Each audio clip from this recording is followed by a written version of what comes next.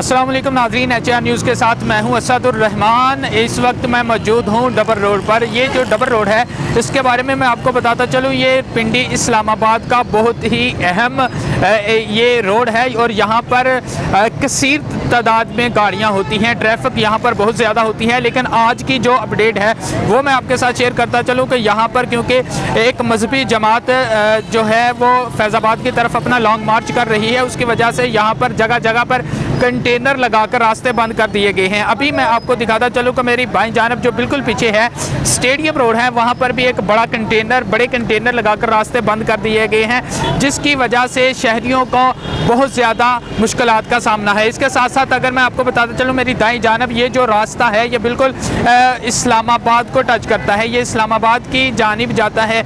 यहाँ पर भी ट्रैफिक बहुत ज़्यादा होती है, लेकिन जो है मजहबी जमात के धरने की वजह से शहरियों को बहुत ज़्यादा मुश्किलात का सामना है। इसके बिल्कुल बैक साइड पे अगर हम आपको दिखा सकें तो ये जो रास्ता है ये बिल्कुल फैज़ाबाद की तरफ जाता है और वहाँ पर भी बड़े बड़े कंटेनर लगे हुए हैं, रास्ता ब्लॉक किया हुआ है, शहरियों को मुश्किलात का सामना है।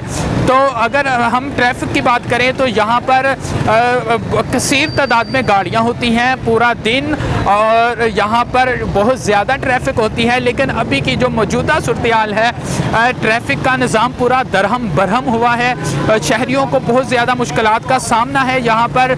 इसके साथ साथ मैं आपको बताता चलूँ कि यहाँ पर जो ट्रैफिक का अमला है वो बहुत ही कम है और शहरियों को बहुत ज़्यादा मुश्किलात का यहाँ पर सामना करना पड़ रहा है। ख़ास तौर पर जो पिंडी के रिहायशी है, जो ही उन्होंने गुजरना होता है, उन्हें अपने घरों में जाने के लिए, ड्यूटी पर जाने के लिए रास्ता जो है मुतबादल रास्ता भी फराहम नहीं किया जा रहा।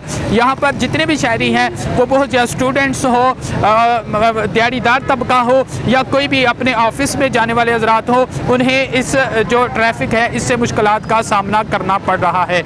अपने मेज़बान असदुर रहमान को इजाज़त दीजिए। अल्लाह हाफ़िज़।